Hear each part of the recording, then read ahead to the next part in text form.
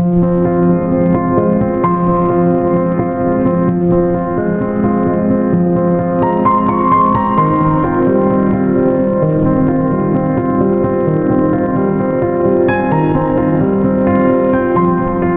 encontro macabro.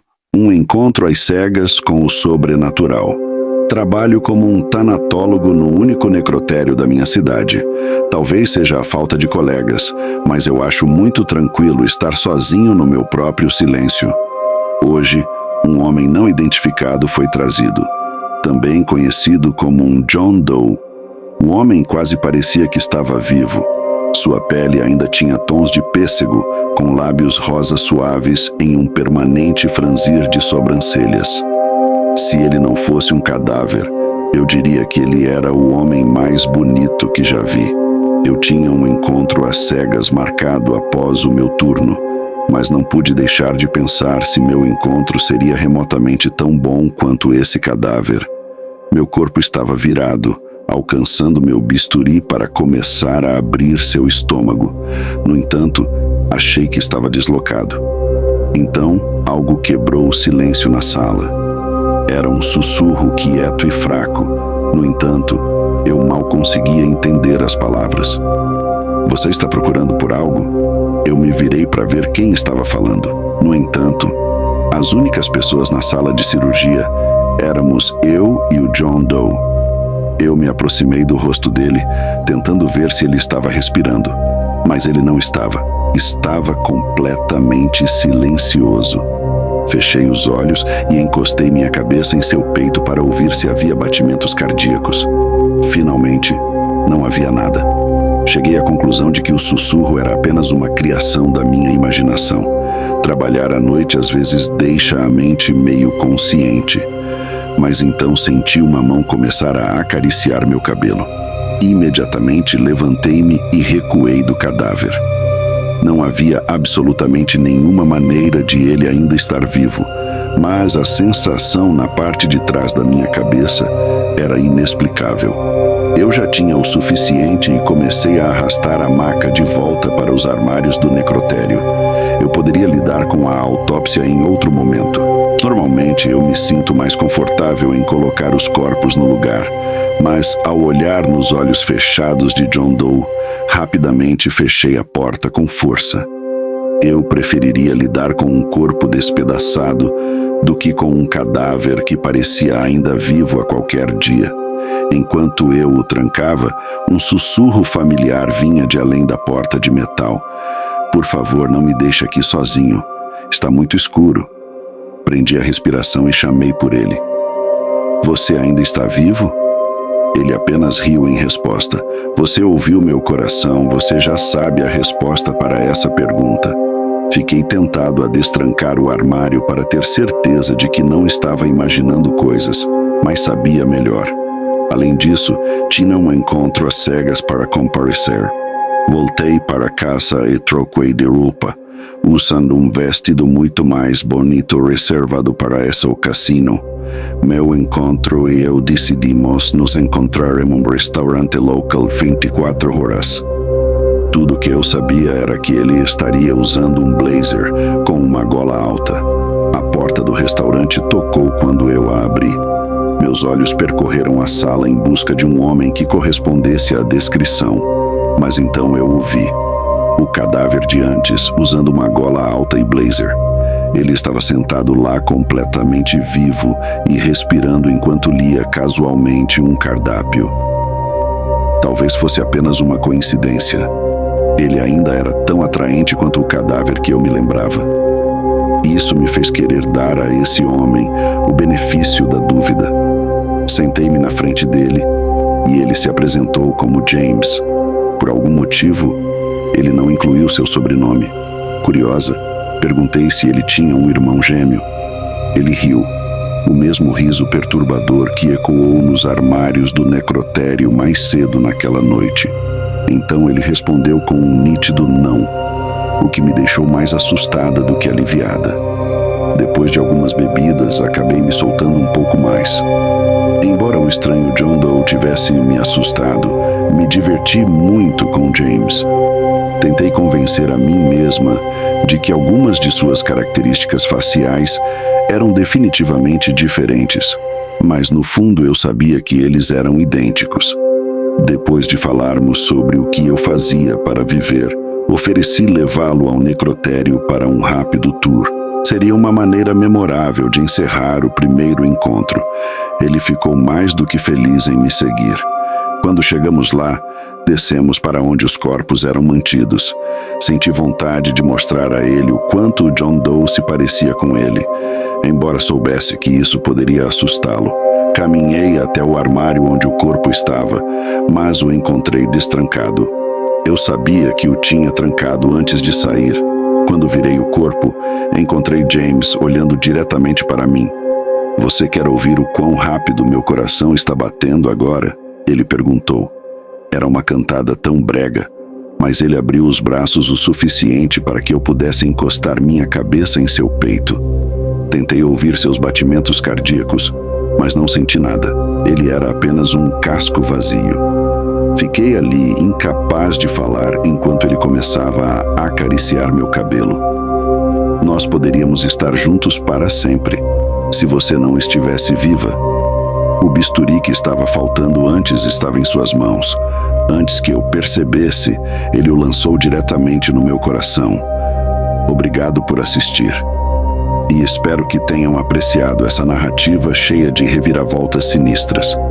Se vocês querem mais histórias assustadoras como essa, não se esqueçam de curtir, compartilhar e se inscrever no canal O Horror que Virá.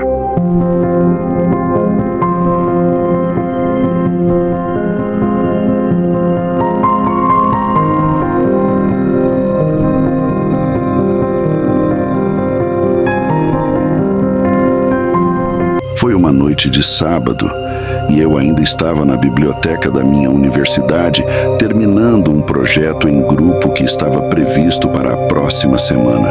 Meu parceiro de projeto havia me deixado na mão novamente, me deixando responsável por todo o trabalho. Mas eu não me importava. Desde que me mudei para a cidade para estudar, não tinha feito muitos amigos, então passar o fim de semana estudando não era tão ruim assim. Eu olhei para o relógio e percebi que já estava perto das 22h e fechei meus livros e os devolvi às prateleiras.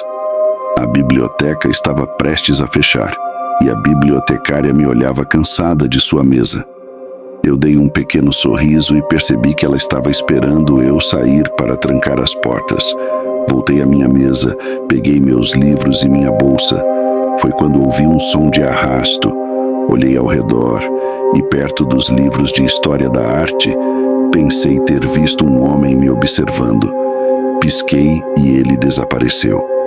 Peguei minha bolsa e saí da biblioteca, olhando para trás várias vezes, mas não vi mais ninguém além da bibliotecária. Saí para o ar fresco da noite e senti um arrepio. Era uma noite tranquila. E eu sabia que não deveria estar vagando sozinha pela cidade a essa hora, mas me forcei a ser corajosa. Eu não era mais uma criança que tinha medo do escuro e precisava que meus pais me acalmassem. Senti falta deles, ouvi passos atrás de mim e me virei. Uma figura com um capuz escuro entrou em um beco e eu parei. Um medo avassalador me tomou. Alguém estava me seguindo. Acelerei o passo, feliz por meu apartamento estar tão perto. Cheguei ao meu prédio e entrei na segurança das luzes brilhantes do saguão. Agora nada poderia dar errado. O segurança me lançou um olhar antes de voltar ao vídeo que estava assistindo no celular. Entrei no elevador e apertei o botão para o 14º andar. Quando as portas estavam prestes a fechar, alguém colocou a mão para impedi-las. Respirei fundo quando as portas se abriram e um homem alto e bonito entrou no elevador. Seus olhos escuros me olharam de maneira apreciativa e um sorriso brincou em seus lábios. Mal consegui responder, apenas assenti, desejando não estar tão envergonhada perto dele. Ele perguntou casualmente: "Você mora no 14º andar?" Eu mal consegui responder. Apenas acenei. incapaz de confiar em mim mesma para falar coerentemente na frente de um homem com o qual já estava sonhando em sair. Se ao menos soubesse como mostrar a ele que estava interessada. Mas eu não era tão audaciosa quanto as outras garotas da universidade.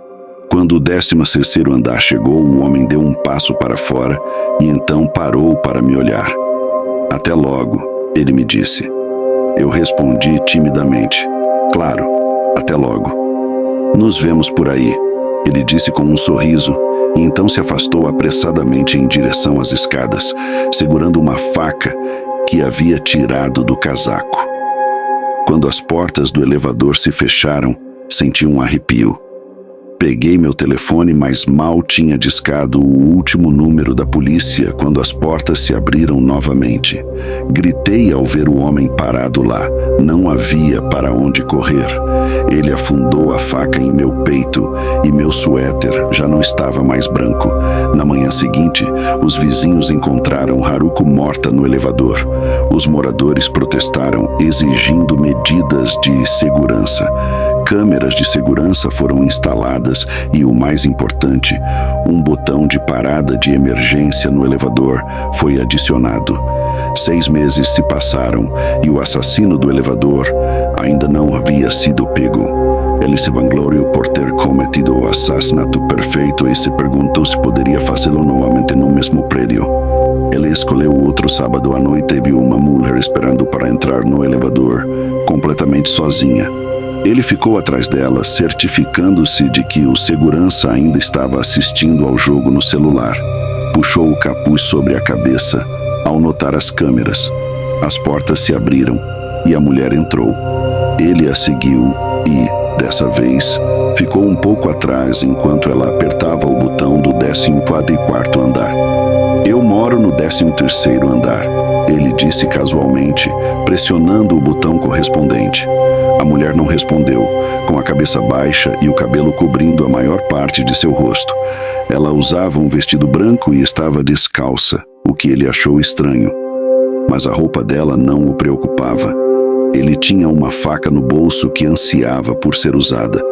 O 13º andar chegou e ele começou a sair, mas parou. "Até logo", disse a ela. Ele parou novamente. A mulher não estava mais no elevador. Será que ele tinha imaginado ela? As portas do elevador se fecharam de repente e as luzes acima começaram a piscar e diminuir. Lá em cima, ele ouviu um sussurro.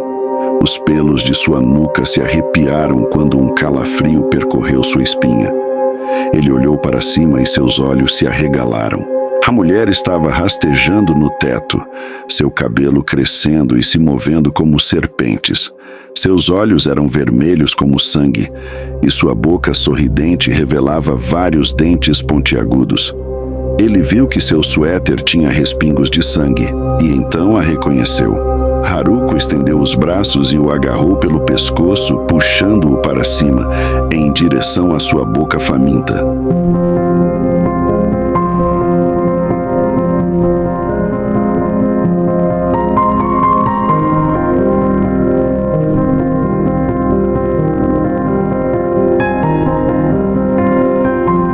O inesperado encontro noturno que mudou tudo. "Olá, meu nome é Natalie, tenho 19 anos e este incidente ocorreu há 2 anos. Esta é, de longe, a coisa mais louca que já aconteceu na minha vida. Tudo começou quando eu estava voltando para casa, uma noite após jantar em um restaurante com um amigo meu. Era o final da temporada de verão, indo em direção ao outono. Então eu estava um pouco tremendo. Você pode estar se perguntando por que eu, uma jovem mulher, estava caminhando sozinha à noite, sem ninguém para me acompanhar. Bem, eu não estava carregando nada de valor, como uma bolsa, então não era um alvo imediato para roubo, além de mim mesma. Além disso, aprendi karatê ao longo de 4 anos, então pensei que poderia me defender se fosse necessário. De qualquer forma, estou um pouco envergonhada de dizer isso, mas estava muito distraída cheirando minha axila, pois estava fedendo muito naquele momento e não percebi alguém na minha frente com as costas viradas. Colidimos e eu pedi desculpas. A pessoa com quem esbarrei era uma garota que parecia um pouco mais velha que eu, talvez 2 anos. Quando ela me viu pela primeira vez, sua expressão brilhou em admiração. Perguntei se ela estava bem, ela disse que estava, se apresentou como Mia e aleatoriamente disse que eu parecia bonita e que estava bem vestida e com boas joias. Na minha opinião, o que eu estava vestindo não era nada extravagante, apenas casual. Mas, hey, todos temos opiniões diferentes. Para ser específica, eu estava usando uma regata branca simples sem mangas, calças jeans azul escuro que iam até o tornozelo e tênis de corrida vermelhos. Na verdade, muito parecido com um personagem de desenho animado, eu usava esse traje quase todos os dias. Além disso, eu sei que estou basicamente me gabando aqui, mas eu era atraente, era magra e tinha cabelos castanhos ondulados até os ombros. Obrigada, eu disse, esfregando timidamente a mão no meu outro braço em resposta. Por fim, eu não estava usando joias. Talvez eu tenha descoberto o motivo, e é a maneira como ela estava falando. Parecia que ela tinha bebido um pouco, mas não muito. E só então comecei a sentir o cheiro dela. Além disso, ela não estava andando normalmente. Por bêbada que ela estivesse, ela não parecia ameaçadora. Pelo menos era o que eu podia dizer da minha perspectiva. Eu presumi que ela era lésbica. Não que eu fosse contra lésbicas para quem estiver curioso. Mas ao mesmo tempo, eu não me sentia confortável em ter um relacionamento completo com uma mulher, apenas ser amiga. Ela me perguntou se eu queria ir com ela e passar a noite na casa dela. Eu não queria ser rude imediatamente. Então eu disse educadamente que talvez em breve, mas não naquela noite. Eu estava bem em ter outra amiga, já que ela parecia agradável e inocente. Foi quando as coisas, de repente, começaram a ficar complicadas do nada. Tudo começou assim que terminamos de trocar nossas informações de contato uma com a outra, quando vi algo se movendo atrás da Mia. Antes mesmo de eu poder pensar no que era um homem de capuz, extremamente grande, vestido todo de preto, com o rosto em grande parte coberto pelo capuz, vindo em nossa direção. Então, eu o vi empunhando uma grande faca de açougueiro. Nesse ponto, Mia pareceu sóbria por um momento e começou a gritar, depois de se virar e perceber a situação em que estava. Antes que eu pudesse fazer alguma coisa, assisti horrorizada, enquanto ele a agarrou e começou a enfiar a faca em seu braço direito, cortando-o violentamente. E infelizmente ele teve sucesso, pois ouvi o som temido do braço decepado atingindo o chão com um baque.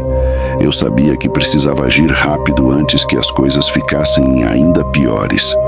O homem não parecia realmente me notar quando o vi pela primeira vez, então rapidamente o derrubei, o imobilizei e o sociei no rosto algumas vezes. Peguei a faca dele e a joguei a uma boa distância dele.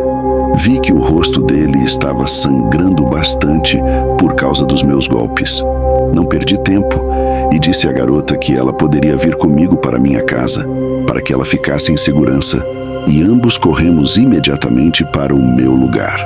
Surpreendentemente, depois do que aconteceu com ela, parecia que o álcool que ela tinha bebido anestesiou um pouco a dor. Então ela ainda conseguia correr sob seu próprio poder. Depois do que pareceu uma eternidade, fazendo alguns desvios e olhando para trás para garantir que não estávamos sendo seguidos, finalmente chegamos à minha casa. Entramos com a Mia ainda sangrando rapidamente. Meus pais estavam em casa e estavam realmente assustados e confusos quanto ao que estava acontecendo. Eu disse a eles que posso explicar mais tarde e que, por enquanto, eles precisam ligar para o 911. Eu disse a eles o local do ataque, o que felizmente eu ainda lembrava onde aconteceu. Poucos momentos depois, uma ambulância chegou junto com uma viatura da polícia. Mia foi levada para o hospital, enquanto, incrivelmente, o homem foi encontrado desacordado, com todas as evidências do crime ainda presentes. O sangue, o braço, a faca, tudo. Portanto, foi fácil para a polícia montar o que aconteceu e prender o homem. Desde então, Mia se recuperou completamente no hospital e acabamos nos tornando boas amigas. Ela até começou a fazer aulas de karatê. Apesar disso, ela ainda queria que eu a acompanhasse para termos as costas uma da outra. O que podemos aprender com tudo isso é que sugiro que você sempre esteja atento em uma situação como essa e que sempre tenha algo para se defender. Mantenha-se seguro lá fora, você quase nunca pode saber o que pode acontecer.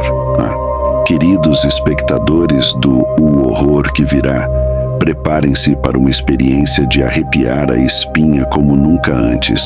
Sou Carlos, o mestre das histórias de terror, e estou ansioso para mergulhar ainda mais fundo na escuridão com vocês. Mas não quero que essa seja uma jornada solitária. Na verdade, quero conhecê-los, meus fiéis seguidores, de uma maneira única e aterrorizante. É por isso que decidi revelar meu contato de WhatsApp exclusivamente para vocês. Sim, vocês ouviram direito. Meu número estará na descrição de cada vídeo. Quero ouvir suas histórias mais assustadoras, suas teorias mais intrigantes e, quem sabe, até colaborar com alguns de vocês para criar narrativas de terror de outro mundo. Então, não percam tempo. Deslizem até a descrição, encontrem meu número de WhatsApp e entrem em contato comigo. Juntos, vamos explorar os recantos mais sombrios do terror e criar uma comunidade de arrepiar. Preparem-se para uma jornada única e horripilante no O Horror que Virá. Vamos nos conectar no WhatsApp e mergulhar de cabeça no mundo do medo.